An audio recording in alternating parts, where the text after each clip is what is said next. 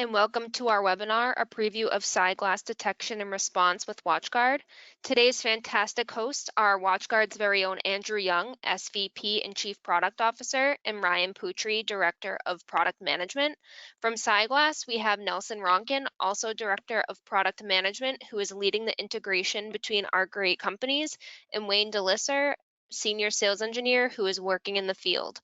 Before we get started, let's go through some housekeeping items. You can join the audio of this webinar through your computer or by dialing any of the numbers on your email invitation. During the webinar, a Q&A chat box will be available for you to leave your questions at any time. Our hosts will answer as many of them as they can at the end of this webinar, but we'll make sure to compile those they don't get to and reach out with the answers. We really want to hear from you, so ask as many questions as you have. This webinar is being recorded and will be shared with you in the following days. And last but not least, you will earn CPE credits by attending this webinar. That's all from my side. Over to you, Andrew. All right, thank you, Liz. So first of all, Wayne and Nelson, welcome to WatchGuard, and it's been really exciting seeing the teams work together. So I'm really excited about bringing all this together.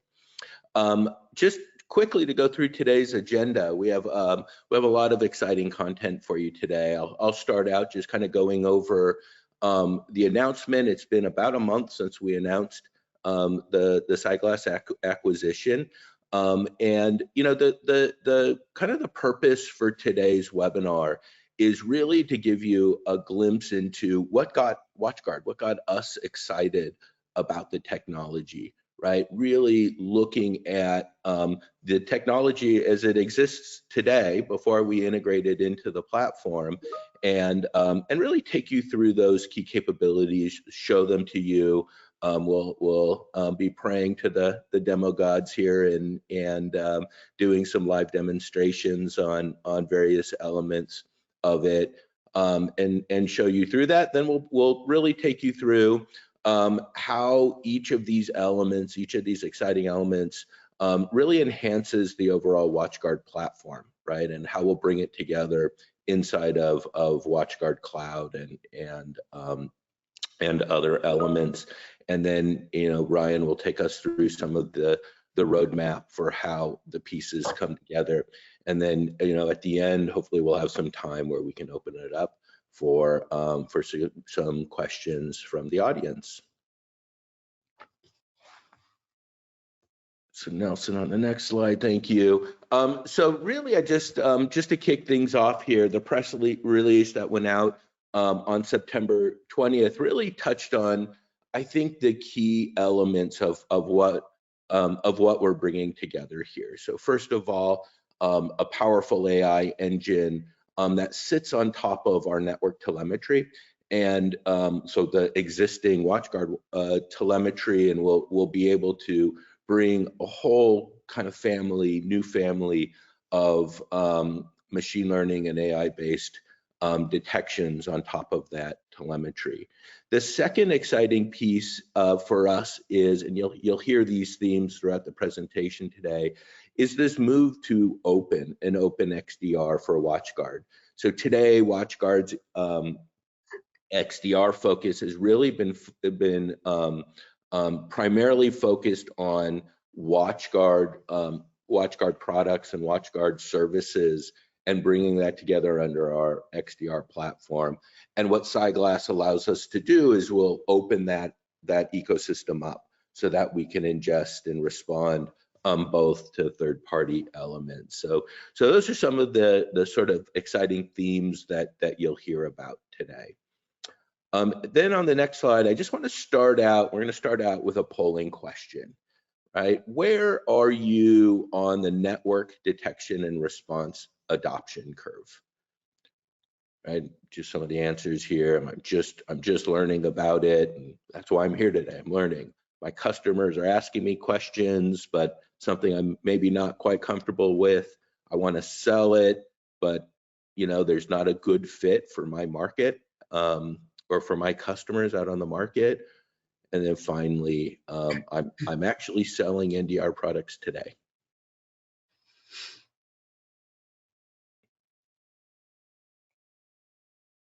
give that a couple of seconds. And with that, I'm going to hand it over to Nelson. Thank you, Andrew. I'll give you guys a few more seconds to address this polling question. And it's really interesting for us to find out where you are on this curve and figure out where we can meet the needs of your customers.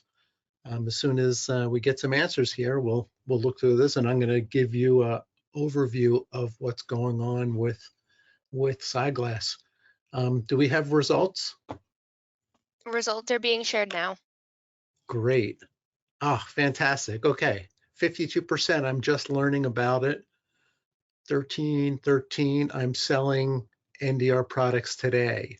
That's a great distribution. It's good to be able to help you, all of you who are just learning about it, to get a clearer picture.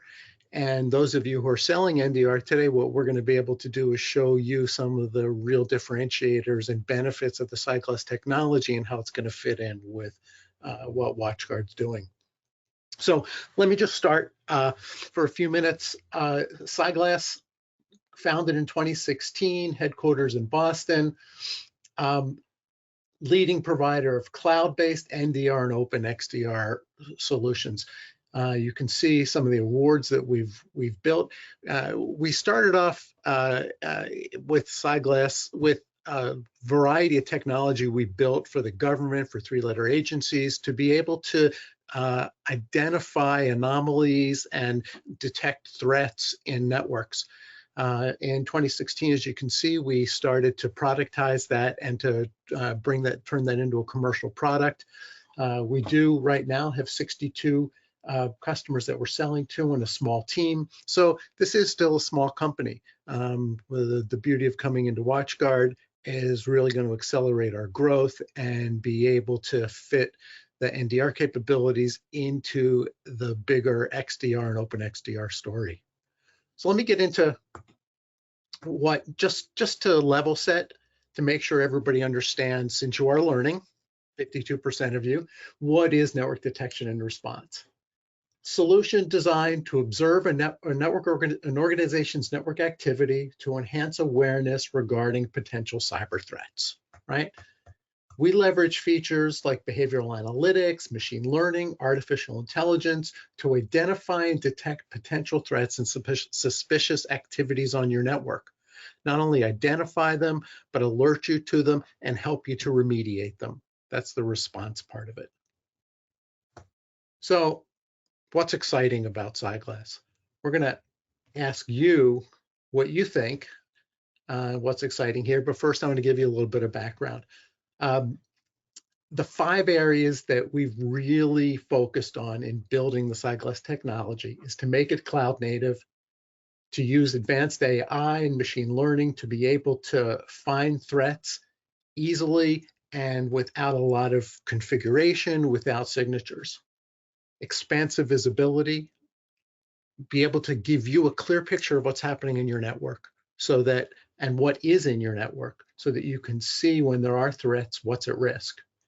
Automation, you've got to be able to automate the process of detecting the threats and remediating them so that you can respond as immediately. And continuous compliance. One of the beauties of monitoring your network is that we can tell you not only where there are threats, but what's working well, and showing where you're compliant and where you're not. So let me get into some detail for the next few minutes on each of these before we go into the demonstration with Wayne. Cloud native. The CyGlass service is SaaS-based, so it runs in the cloud. It requires no hardware or software required on-premise in your environment. We collect NetFlow logs, and this is one of the key differentiators of our product, is we rely on the NetFlow capability, the ability to use flow logs about activity, which makes the quantity of data we have to collect much smaller, allows us to collect data from across the enterprise and bring it to the cloud in an effective way. And this is the kind of data that your WatchGuard Firebox infrastructure is already collecting, which makes this such a great fit.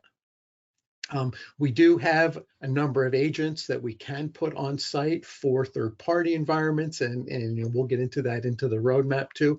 But it allows us to collect data from all over the enterprise, and not just on-premise activity, but also data in your private clouds and SaaS applications. Our AI stack is designed to do two really key things. One is to pull in data from across the entire enterprise, and the other is to funnel that down to a point where you're getting very few alerts per day. The ability to reduce the amount of noise that customers have to deal with, to not have you have to look at huge numbers of alerts, is really important to our design. We've used a variety of AI and machine learning techniques here to be able to not only bring in flow traffic, but to reduce it down to what we call anomalous events, to integrate in threat intelligence and metadata about the components of your network to be able to decide what's a threat. And you should see a very low number of threats per day that you can actually have time to respond to. The third area is expansive visibility, right? The CyGlass product, as it exists today, and as we will integrate into the WatchGuard platform, can service a wide variety of activity in your network. As you can see, we supported a huge number of different vendors' equipment, both in the firewall space, routers, network switches, so that we can monitor and provide you visibility to your full switch network. Pulling in data from directories so you can understand information about users and computers, and then cloud telemetry, both from the Azure cloud, the AWS cloud, Google cloud, to handle private networks, and SaaS applications like Office 365, Microsoft 365, and Google Workspace. All of this telemetry gets pulled up into the CyGlass cloud, and that all gets the threat detection then will integrate with ThreatSync and all the other components of the WatchGuard Cloud to be able to show you where things of concern are. Just a quick look into the way we present threats.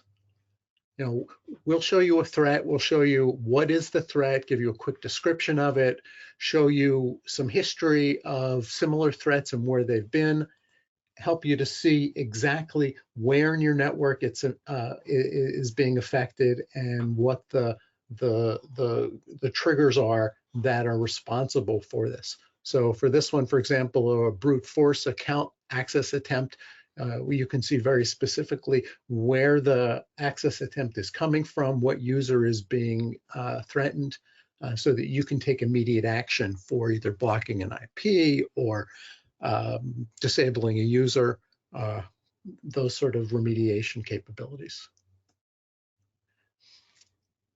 And last area I wanted to talk about is our reporting capability, compliance reporting.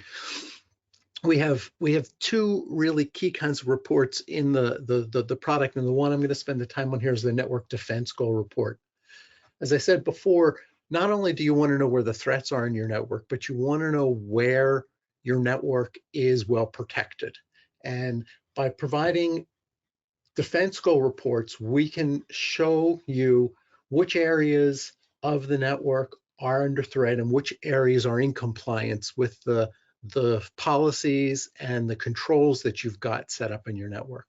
So what this report will do is organized around a number of different compliance areas, and you'll see which controls are not being violated, which controls are being violated, so that you can understand how effective the network is being protected. This is the Cyber Essentials report. We have similar reports for NIST 171, for NIST 853, ISO 27001.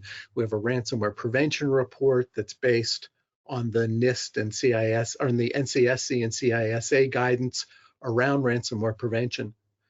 So by using these reports, by using them to show your customer, to show their their boards, to show their security committees. You can not only demonstrate where we're seeing threats in your network, but where we're not seeing threats. So, quick overview of these 5 areas.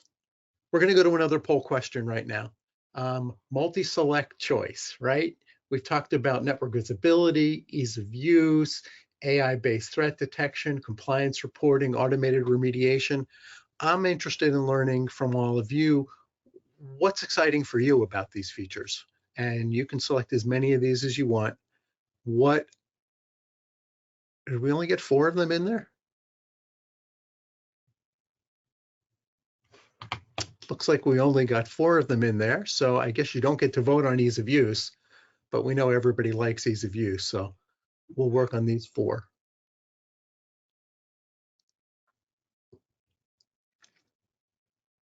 I'll give everyone about 10 more seconds to answer. Great, letting the information click in. We'll see. And we talked a little bit about each of these areas. Now, when we get into the demo, we'll switch over to Wayne in just a second and look at the results here. Wayne, I'll let you review the results and then switch over your screen to the demo. All righty.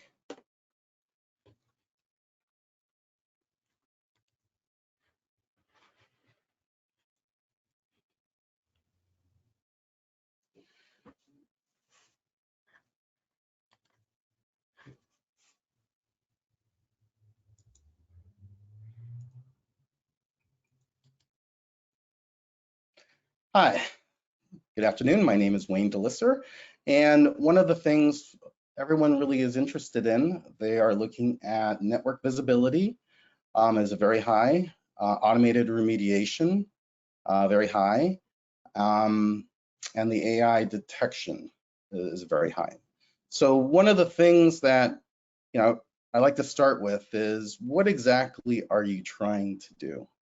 And one of the things, it's easier to show you than it is to describe it, which is when you have network traffic is the source of truth.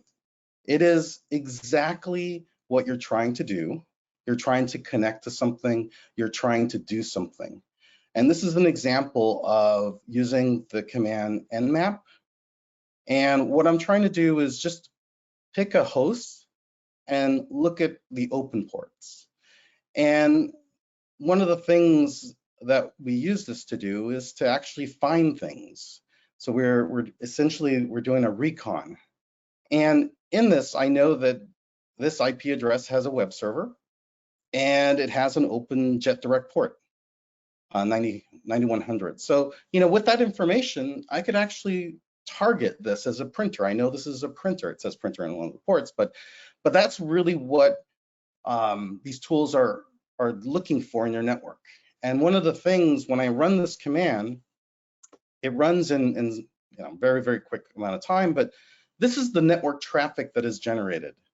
You could see that it's very verbose. It has a lot of information in there. And the reason we use machine learning is to literally comb through and connect the dots. If you were to do this manually, I obviously can do this. I know that there is a communication back and forth, but trying to look at a snapshot other than a 30-second period of time is really next to impossible.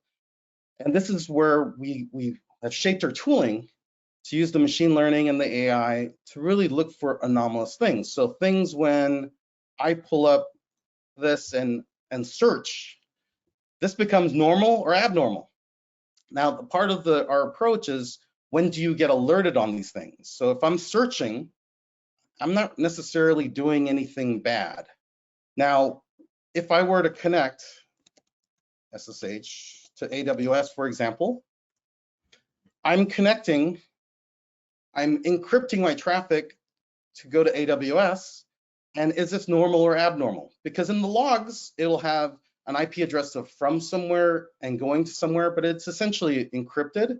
I've used a SSH key So it knows that this is an EC2 user, but is this bad or not? Now, the power of what we bring to the table really is this idea of, if I were to go to this remote desktop, and this remote desktop, again, is this normal or abnormal? Did I connect directly to a workstation, or did I go through the jump servers?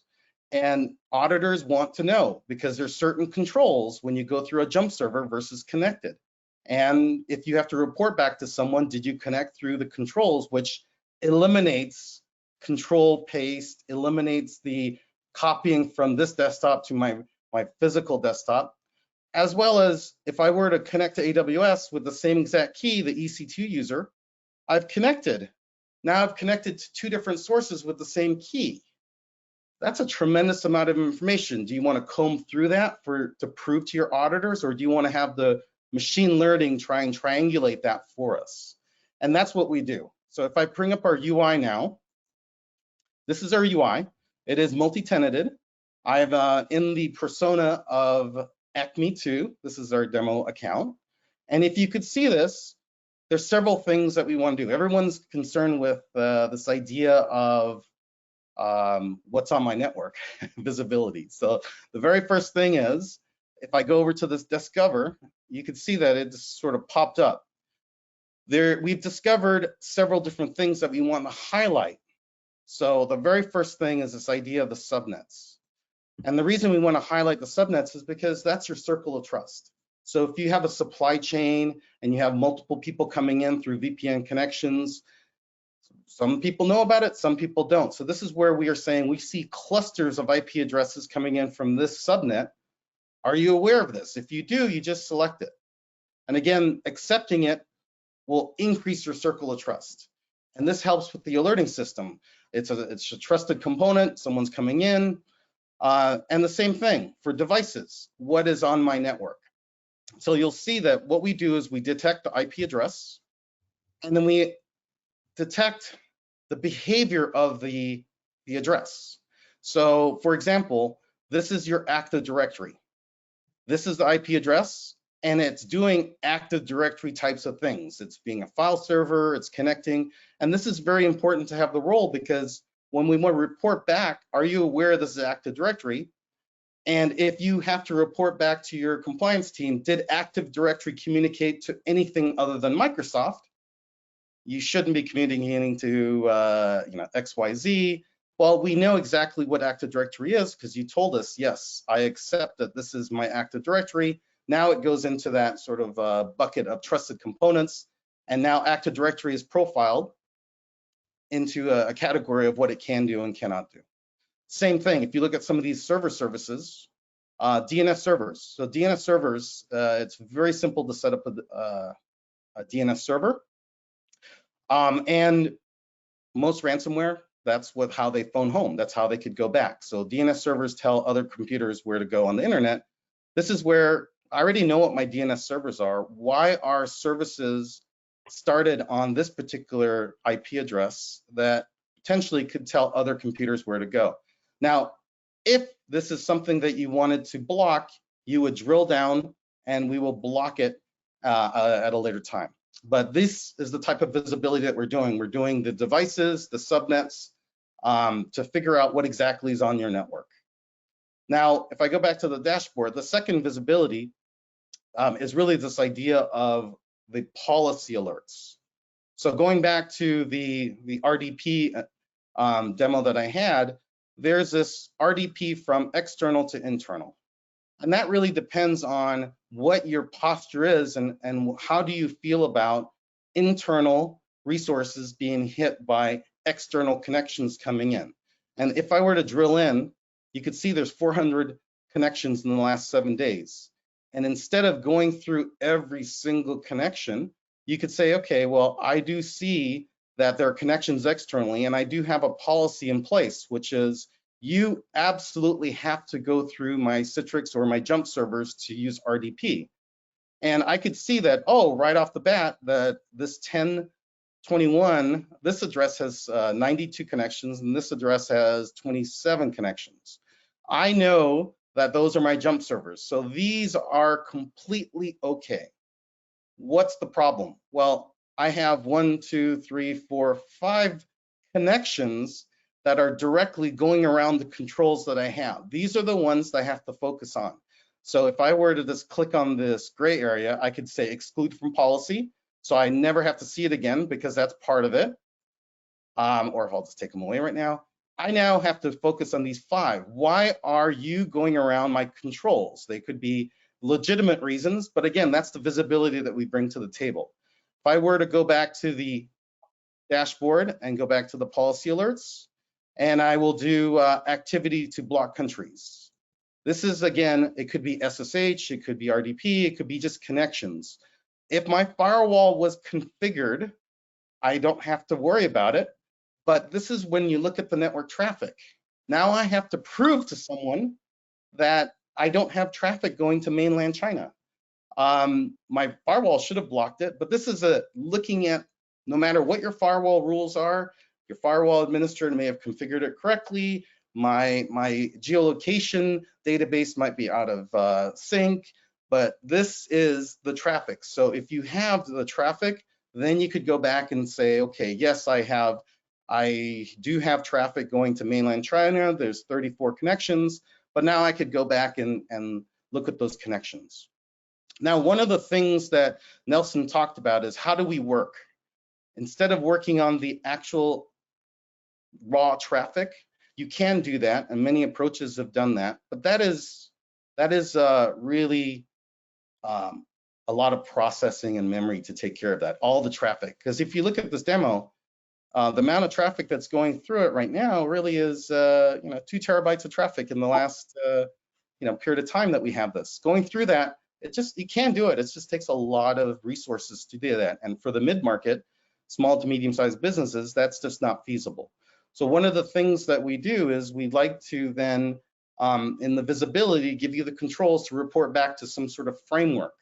And that could be the NIST framework or this ransomware. So if I were to pull this up real quickly in the reports, I'll pull up this ransomware. And again, we don't want you to look at the individual network traffic because it's very complex. Having 2 terabytes of traffic to deal with in a short amount of time, you don't want to do that. You want to deal with these reporting back to people. So if I were to pull up the block country, I know in a snapshot from this period of time that there is some threat score increase.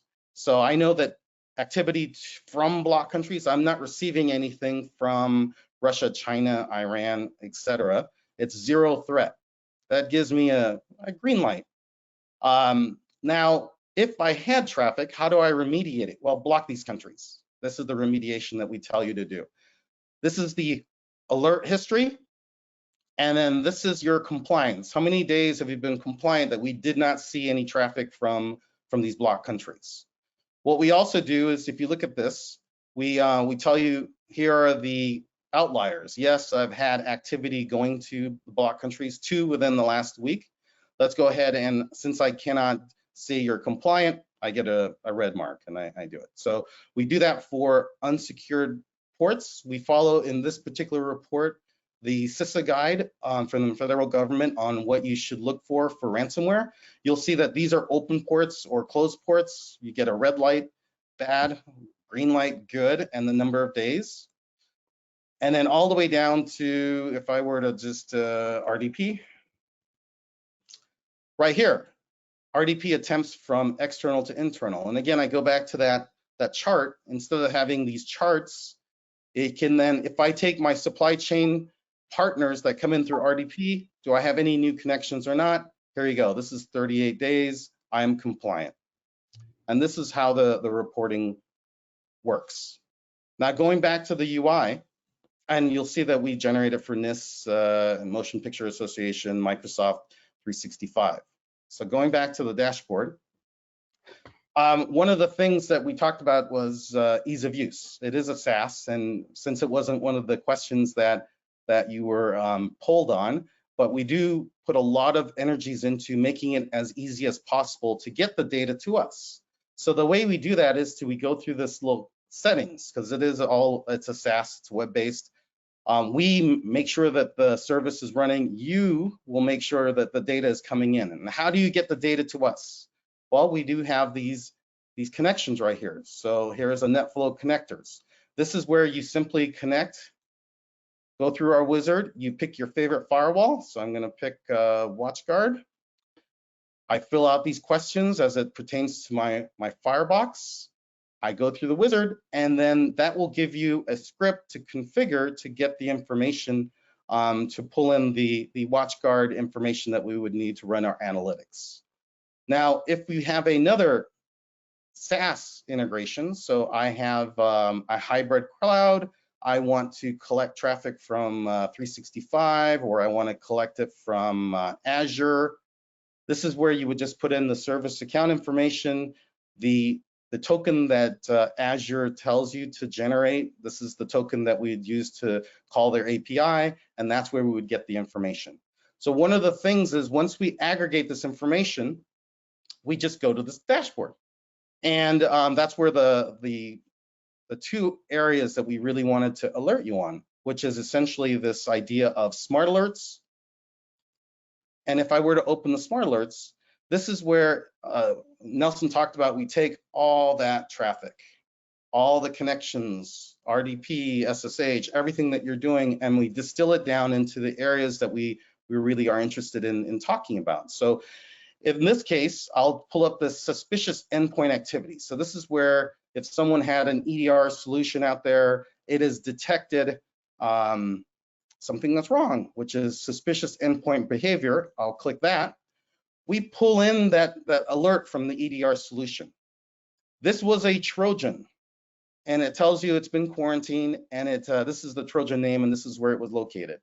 The importance of our solution is that most EDR solutions, it doesn't really talk about how did you get this file, and did you populate it to anything else? So when we have the combination of these two products where we pull in the alert of the known incident, I know I have a Trojan. Now let's go ahead and look at all the network traffic out there.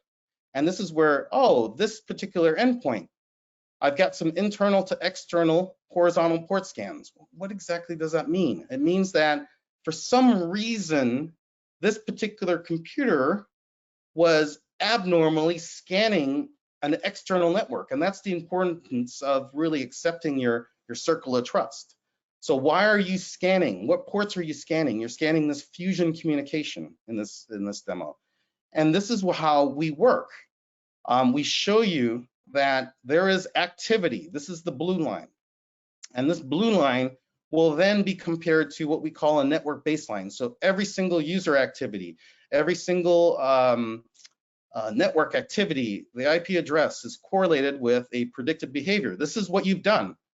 Well, if you have not scanned that Nmap scan I talked about, if you've never done that before, that creates a profile or metadata. You've never connected to this host in this way, or you're in a peer group. Your computer, along with other peers, have never done that. So all that is just math that we take on, and we decided to say, you know what, this is not good. You are predicted to not do the scan, and you are outside of that scan. We do that also with things like suspicious DNS tunneling. Now, if you have this file and they found it, well, at the network layer, we're saying that DNS packets from this particular server and like servers is basically very, very small. This is the predicted model. So this is the average flows in milliseconds, very, very small. Yet we are saying this is a tunnel because the DNS packets happen to be longer lived. The duration of the flow is here, and then the bytes per flow are here. So they're very small packets. So we know that the sessions are being long, and possibly data is being stuffed into that DNS connection, which is going through the firewall. Now, this is where it would show something other than Google, but it's easier for us to show you the Google here in this demo. Same thing for horizontal port scan. So what we do is we put all those things together, and what you would deal with is this one alert. And if I go back to the summary, this summary will give you the major actor. It gives you the summaries of who got scanned, the tunnel here, And then finally, if I look at the activity, this is what the AI is really looking for. It's looking on the internal, external, it's looking at the suspicious endpoint, horizontal, the tunneling, things like that. So if I were to bring up this timeline tells me that, yes, you had some suspicious endpoint behavior. Then as it progressed, this is the scans that I've seen. And then finally, I've seen a tunnel. So this is where we kind of put it all together for you. And then if I were to look at this activity, I could drill down into the traffic if I needed to. If I were to look at the behavior map, this is the actors that are available to me. And this is what we call a smart alert. One of the things that we want to do, we have many different types of machine learning and AI that we use, but we want input from the actual person to complete our feedback loop.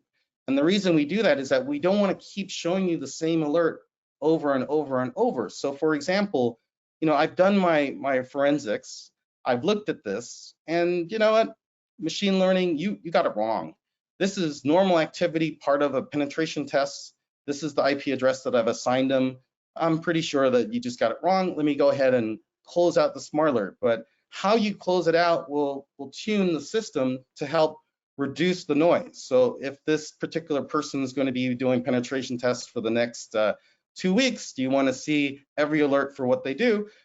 You could go down and select this as it is abnormal and it is unauthorized. Well, that means it's a legitimate incident. I've taken this offline. If it's abnormal, but it is authorized, that sends you into a different workflow that says, hey, I just don't need to see this for a period of time. Or if you told us that the AI got this wrong, this is normal activity, then it'll tune over time. So this is what we call smart alerts.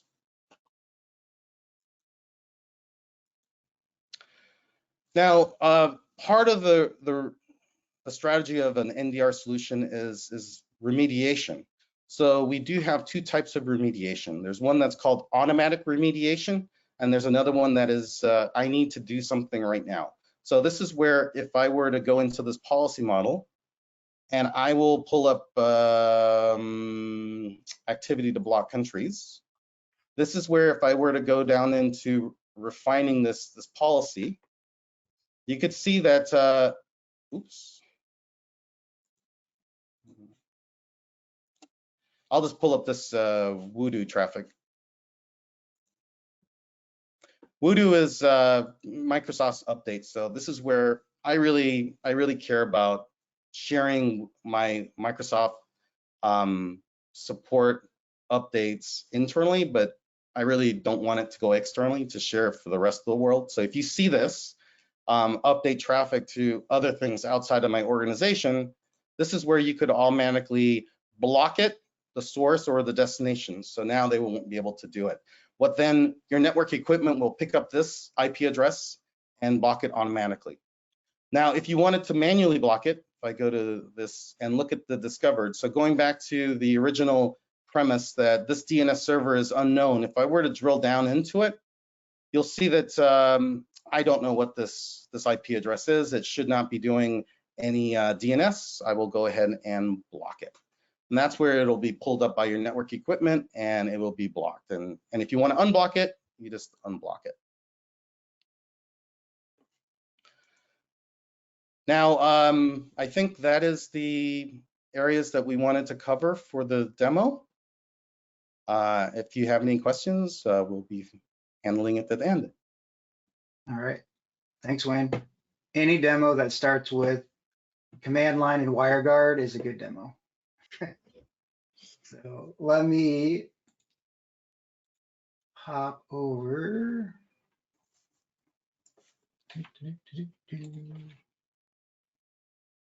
Share my screen. Oh, I got way too many screens. Here you go.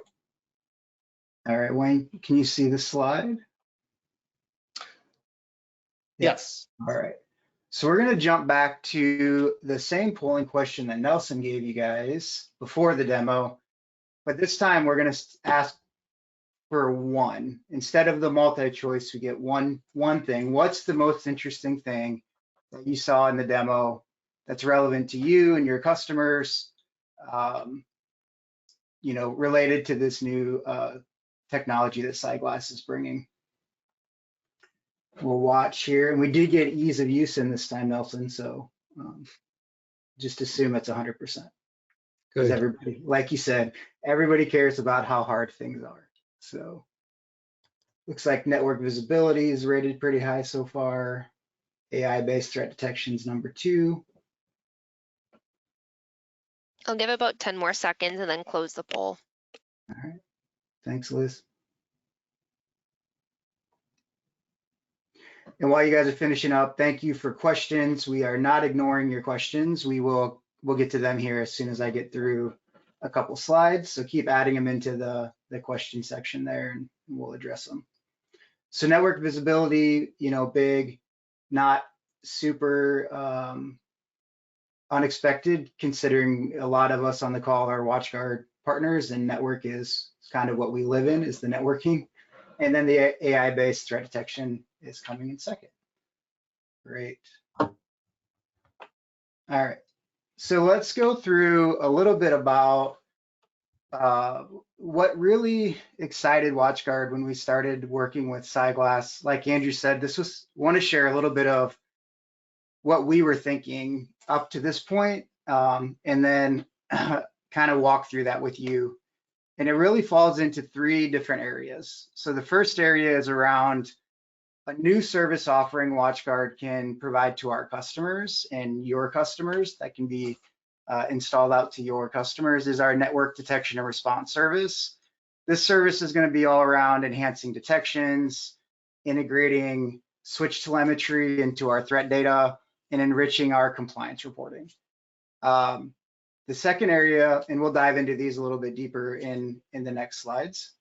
The second area is around accelerating our XDR platform and really getting it to that true open XDR, where we can ingest logs from other vendors, like you saw on Nelson's slides, including network equipment and also SaaS applications like Microsoft 365 and Google.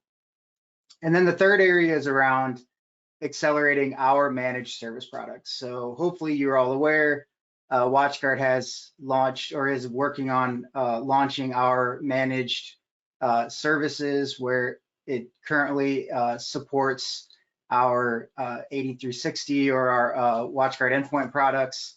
And this is going to be all about expanding what our managed service threat team can monitor for your customers, and then with our partners, be able to proactively provide kind of some response and some reporting back to what's going on in those networks. So these are the 3 areas we see most of that technology that Wayne showed you kind of falling into.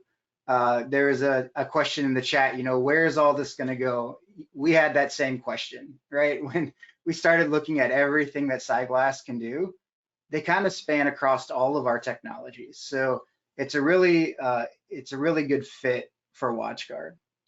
So if we dive in a little bit deeper, the opportunity number 1 is really around this network detection and response. And what's different about this than just our firewall running DPI and our security services integrated into ThreatSync is not only can we see what we call north-south traffic, so traffic coming from your clients through your firewall, but we'll also be able to ingest and monitor our east-west traffic, so traffic going from your client to your network switch to another client, or from your server to a client that won't traditionally get out into the firewall.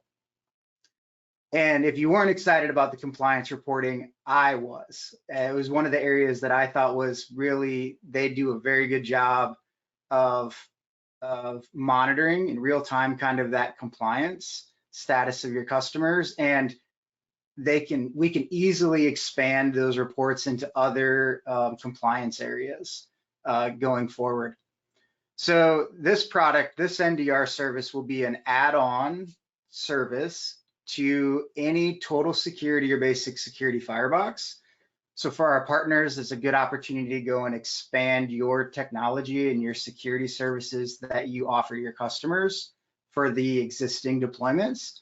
But we can also obviously include it on any new firebox sale, and we'll be able to give you another foot in the door for those customers that maybe aren't ready to do a full switch out, we can leverage some of the NDR technology to get in that door. The second opportunity is around the Open XDR platform, and this one really is exciting. It's going to get WatchGuard into all kinds of different kind of arenas that we haven't played in before, because traditionally our ThreatSync technology is only WatchGuard.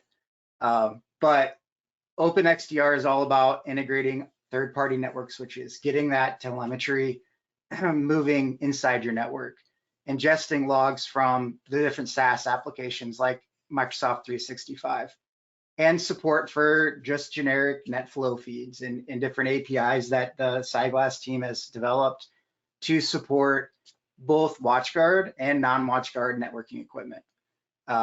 So again, this would be most likely it's an upsell to ThreatSync. So we'll call it for now premium ThreatSync. More details on that, but all of these services, these bolt-on services, are going to be software services from WatchGuard. So they'd be based on a per user per month licensing model, and makes it very flexible for you to use it where and when it fits in your customers' environments. The third opportunity is about expanding our managed services. So getting our Open XDR and getting NDR on our Firebox services. Our managed service offering is designed to follow the capabilities of our technology. So today they monitor our endpoint product, and as we bring in NDR, they can monitor NDR. And as we bring in the SaaS applications, they can monitor the SaaS applications. So having this new technology in Open XDR and NDR will immediately kind of expand our capabilities in our managed detection and response services. And it's something that we've been getting a lot of requests from our partners to offer as a service through our partners to monitor their customer networks. So I'm sure a lot of you have seen this slide. If you've ever watched Andrew present, I guarantee that you've seen this slide. But this is the WatchGuard Unified Security Platform kind of diagram.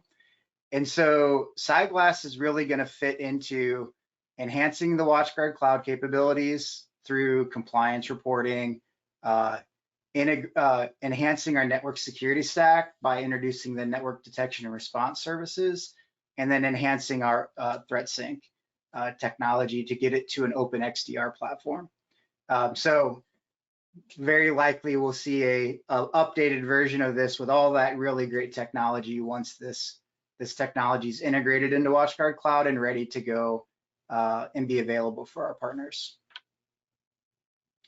So from a timing perspective, this is kind of where we're at. The goal today is to get this integrated into WatchGuard Cloud, get it available for our partners to sell, and have it be a very smooth integration and not have a lot of tech debt on the backside of getting people moved from an old platform to a new platform. And so the WatchGuard Network Detection and Response Service, where we are planning on getting beta early in Q2 of next year. The goal right now is around April.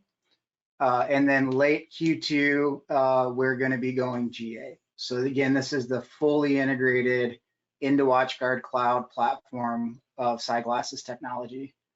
Following that, we will have the Open XDR beta in Q3 of 24.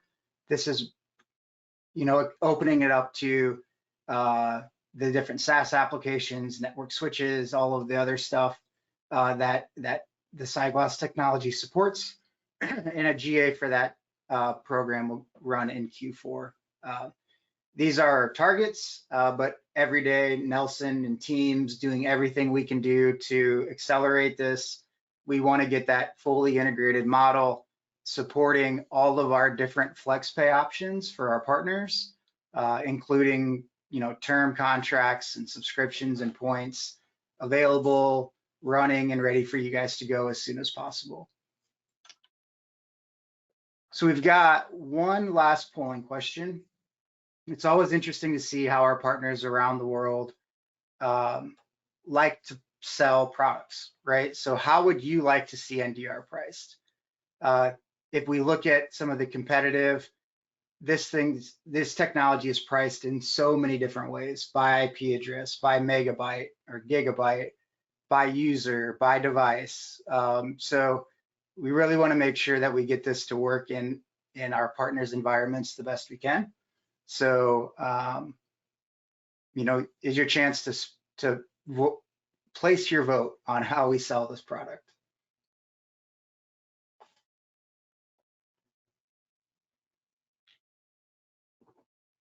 I'll give about 10 more seconds and then close the poll. All right, thanks, Liz.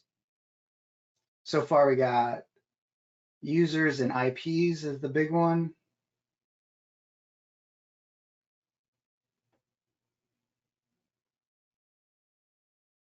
All right. So by user, number of users in the enterprise is the highest. This is where we're leaning now. So that's well aligned. Number of IP addresses is another area we've looked into pretty heavily. So I think pretty good alignment on the way that we're going to bring this to market. All right, so we want to jump in. We got about 9 more minutes, Andrew, to get some questions. If we don't get to your questions in live, we'll make sure we get your questions answered in the chat or reach out to you directly. So I'll turn it over to you, Andrew, to MC the Q&A. Awesome. Yep, I'm gonna couple of things. I see Nelson is already in there starting to answer some of the questions. So we got some of them that hopefully you'll see some typed responses. I'm also going to see if Tracy can help us just broker some of these questions. Maybe I'm gonna start with one. I know I saw Tracy assigned over to me, and that was, is there a reason you don't position NDR in the SOC visibility triad from Gartner? And so the SOC visibility triad, Gartner really talks about kind of 3 elements that a SOC needs: the kind of SIM, NDR, and EDR, right? And that bringing these 3 pieces together, I think it's a great way to articulate kind of the needs of a SOC, and you know, obviously all 3 areas play to the strengths of this combined solution. So the obviously NDR we've talked a lot about today, EDR with WatchGuard's endpoint and EPDR solutions, definitely a fantastic EDR solution. And then, you know, the kind of the needs of the MSP are really moving to this idea of Open XDR, and you heard us talk a lot about how that, you know, those elements of being able to ingest third-party telemetry. You heard a lot about that today, from east-west traffic of switches to Microsoft 365 and other SaaS applications, and really kind of moving that, the third element of that triad towards Open XDR. So I think it's a great way to articulate it, and so yeah, I think you will see more of that from us in the future. Awesome. So I think this is a good one for Nelson, maybe. Jonathan asks, what switch vendors will be supported? Are there generic requirements for compatibility? Well, we support anybody who can send us NetFlow, and that's really the key to the beauty of CyGlass. So you saw a large list of vendors in one of the pull downs that Wayne selected, but any switch that can generate NetFlow or SFlow will be able to be ingested in, and will be able to do east-west traffic from those switches. Awesome. Ryan, this is a question from Felicia. Are there going to be NFR options for this product? Yeah, so we plan on treating NDR and Open XDR very similar to our WES products. So we'll keep NFRs and things like that in line with our SaaS offerings. But yes, there will be NFRs for our partners to get their hands on and test out. Perfect. Here's a really specific question. But we have, this is coming from Darren, we have a lot of clients using the NHS 365, which is a huge tenant they don't have global admin rights to. Will CyGlass work with that environment or design? I'm not specifically familiar with NHS 365 and exactly what that means. I mean, this is a huge tenant that many businesses share. I don't know if there's a way for us to filter amongst specific users out of that, then we could support it. I don't know that 365 has those filtering capabilities to get today, but we'll investigate it.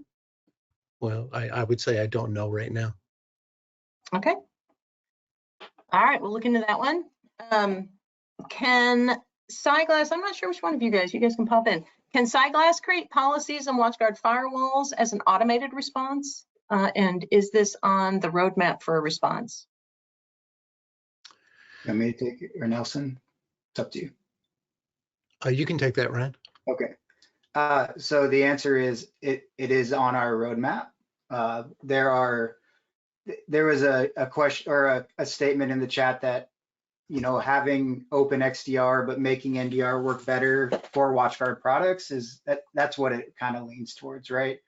So we can build through ThreatSync, we can have automated policy creation, or we can, turn off ports or update dynamic aliases. We can do all kinds of really cool stuff with this technology, and the facilitator of that work will be our ThreatSync platform. And so we'll be able to leverage our endpoint product or our Wi-Fi or our Firebox to build remediation strategies going forward that was much more difficult for the CyGlass sole product to do because they didn't own the IP of all of those endpoints. So we are excited, and we have very interesting chats internally about what we could do. But blocking ports or things like that are definitely something we're looking at getting on the roadmap. Perfect. And kind of in the same, a little different, but one question is, any DLP features? If so, how granular is it? Can we block file names or file types? Who wants to jump in on that one? I would say from what I've seen, no. This is not a data loss prevention service, but Nelson or Wayne can correct me if I'm wrong. No, there is a lot that goes into DLP. We are really focused on network traffic, not necessarily the packets of the data.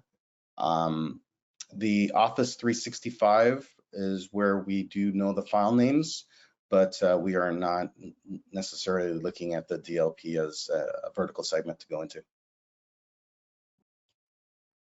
Perfect. Let's see here. Lots of questions, Ryan, and I think we'll just need to get back on these. A lot of questions on how it's going to be offered. What the pricing is going to be, whether it's an additional subscription service, is it part of TSS or BSS? Is it part of? Is it going to be? How well is it going to be connected to EPDR? So I think after the session is over, it'll be a good time to look at those and make sure you respond. There's just going to be a lot more information coming, right? So do you want to offer a generic statement on kind of what the process is for getting the product information out? That might be good for folks to know. Yeah, so we're, like we touched on in the presentation, currently the plan is this is its own service sold per user per month and can be added on to a Firebox with TSS or BSS, and then Open XDR will be an add-on license to the XDR.